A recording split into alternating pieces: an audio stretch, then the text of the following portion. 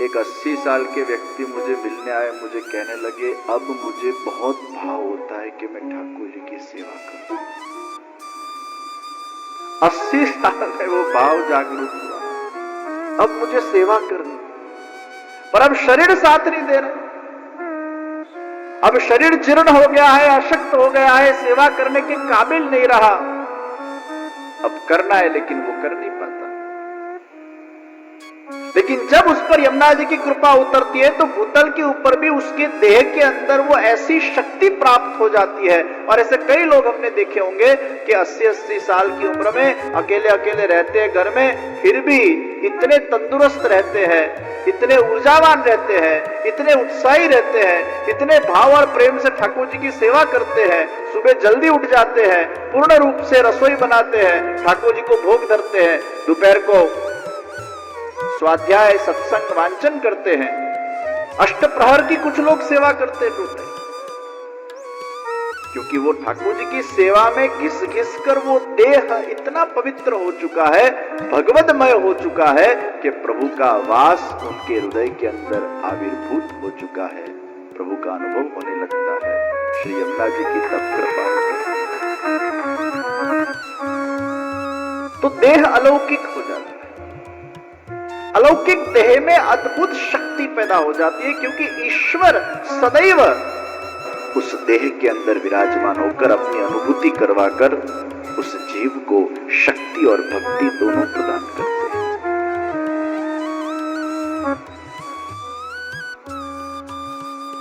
तो अगर देह में विकार रहेंगे तो ईश्वर की सेवा में वो बाधा रूप होगा।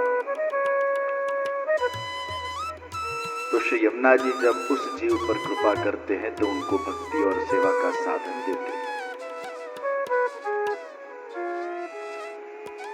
हमारी इंद्रिय अलौकिक हो जाती है, इंद्रियों में विवेक पैदा हो जाता है। देखिए, choice is yours, but that choice also comes with the grace. हमारे पास दो ऑप्शन है, या तो हम बिटर को एक्सेप्ट करें या स्वीट को एक्सेप्ट करें। ध्यान से सुनो, whatever is bitter initially it gives you pain, but in the long term it is sweeter, and whatever is sweeter initially it gives you happiness, but long term it gives you pain. और इसलिए हमारे यहां कहा जाता है जे जीवने भावे पेटने ना भावे, जे पेटने भावे जीवने ना भावे। જેટલી પણ કડવી વસ્તુ છે ये शरीर માટે કેટલી सारी, तो उसको खाने में हमें कष्ट होगा क्योंकि कड़वा है, लेकिन हमारे देह के लिए बहुत लाभदायी है। और जितना स्वीट है, जो हमें बहुत पसंद है, हमें लगता है नहीं अभी इसको खा के मैं इतने बड़े आनंद को प्राप्त कर लूं, लेकिन उसको खा लिया, वो आनंद छूमंतर हो गया। वो आनंद नहीं था, वो एक क्षणिक प्लेजर था, वो मजा थी जो चली गई, और फिर कहीं न कहीं वो हमारे शरीर को नुकसान देती है। जीवन के अंदर जो जो अच्छी चीजें हमें कड़वी लगती है, क्योंकि शुरुआत में वो कड़वी है, लेकिन जीवन के आगे बढ़ते हमें वो बहुत आनंद प्रदान करती है। मैं आपको एक एग्जांपल दूं कि बच्चों को खेलना पसंद है, टॉयज पसंद है, वीडियो गेम्स पसंद है, ये सिंपल प्लेजर्स उनको बहुत पसंद है। अभी उन्होंने कुछ उसमें से पा लिया, क्षणिक सुख मिल लिया, फिर उनका एजुकेशन डिस्टर्ब हो गया, उनका फोकस डिस्टर्ब हो गया, उससे उनकी पढ़ाई नहीं हुई, कंसंट्रेशन अच्छा नहीं रहा, याद शक्ति घट गई, अच्छा पढ़ नहीं पाए, डिग्री प्राप्त नहीं कर पाए, या कुछ उनके अंदर का जो टैलेंट या स्किल था उसको वो विकास नहीं कर पाए। तो शुरुआत में वो क्षणिक प्लेजर उनको सुख देता है, लेकिन लंबे अगर सिनारियों में उसको हम देखें तो उनको बहुत बड़ा नुकसान होता है। तो आप तय करते हो कि कौन सा आपका श्रेय मार्ग है और कौन सा आपका प्रेय मार्ग है। श्रेय और प्रेय दोनों आपके हाथ में है, आप चुनाव करो। शुरुआत में शायद भले आपको कष्ट हो, लेकिन लंबे अगर विस्तार से उसका विचार किया जाए तो उससे लाभ हो, वही मार्ग हमें सिलेक्ट करना चाहिए। उसी प्रकार भक्ति का मार्ग भी शुरुआत में कठिन है। अब स्वाद में आपको कॉम्प्रोमाइज करना पड़े, प्रसादी भोजन, बाहर का भोजन आप छोड़ो, यानी वो कष्टदायी है कि नहीं, वो कड़वी दवा है कि नहीं, ना ना बाहर नु तो छोड़ाया पड़ती, ये तो पॉसिबल नहीं।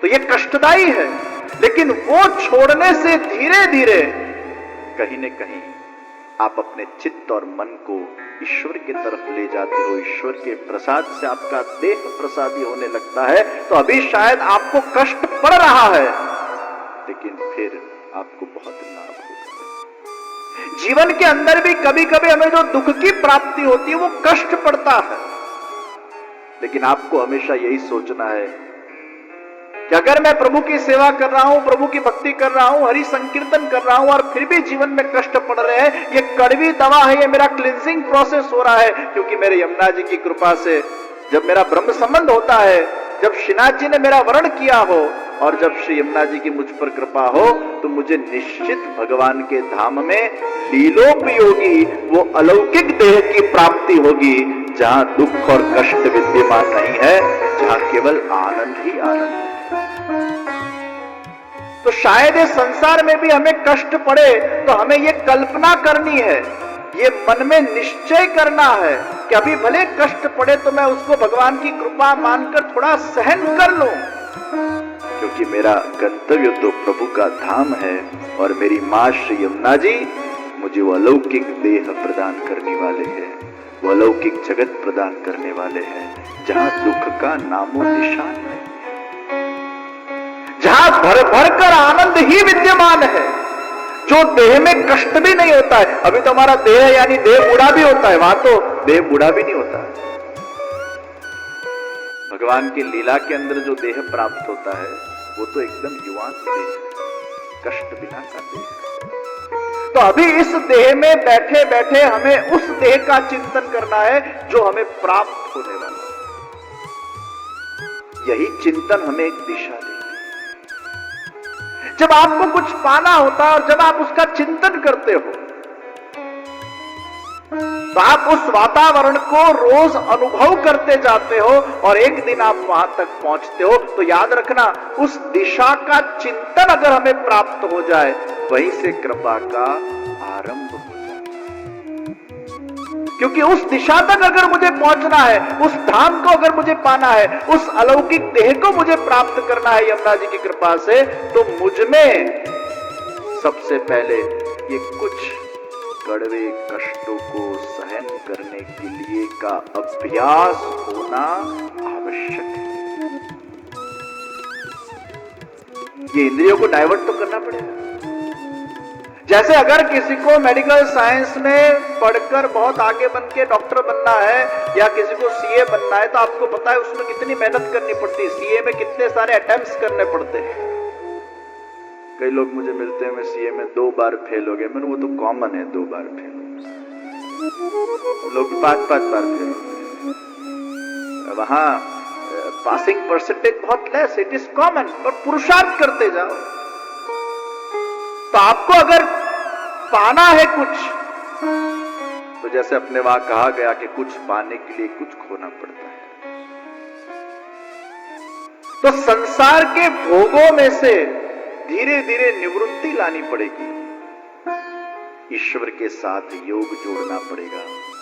और जब आप ये भगवद लीला का चिंतन करते जाओ, भगवद निकुंज लीला का चिंतन करते जाओ, भगवत धाम का चिंतन करते जाओ, कि कुछ वर्षों के बाद आपको ये उपलब्धि प्राप्त होने वाली है, क्योंकि आप दैवी जीव हो और चूंकि आप हरि नाम संकीर्तन भगवत सेवा करते हो, चूंकि आप हरि गुरु वैष्णव की सेवा करते हो, तो निश्चित आपको उस अलौकिक पद की प्राप्ति होगी। तो वहां तक पहुंचने के लिए शायद थोड़ा अगर कष्ट सहन करना पड़े, तो कौन सी बड़ी बात है। अगर आपको कोई ऐसा बोले कि मैं तुम्हें 1 करोड़ रुपया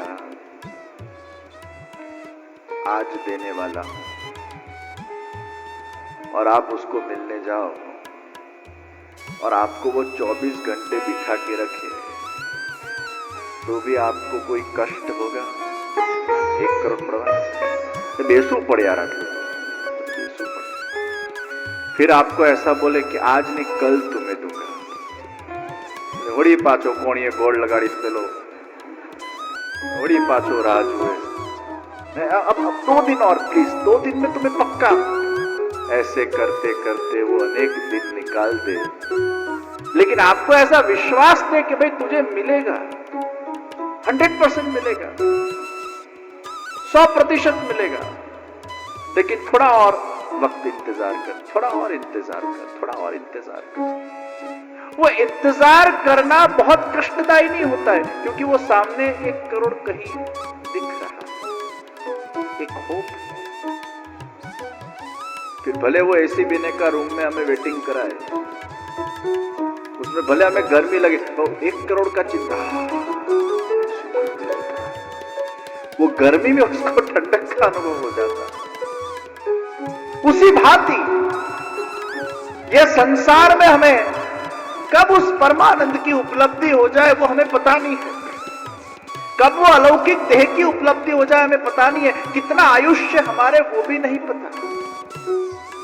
और इसलिए दैवी जीव तो प्रभु की सेवा करते करते कब पहुंच जाए, वो पहुंच जाए उसके लिए वो परमानंद है। और इसलिए जो पहुंचे हुए दैवी जीव है उनके पीछे हम उत्सव करते हैं, और वो उत्सव को भी हम माला पेरामणि का नाम दे देते हैं कि वो भगवान के धाम में गया, वो परमानंद की उसको प्राप्ति हुई, उसको तनुनवत्व की प्राप्ति हुई, उसको लीला उपयोगी देह की प्राप्ति हुई, उसके आनंद में हम माला पेरामणि करते हैं।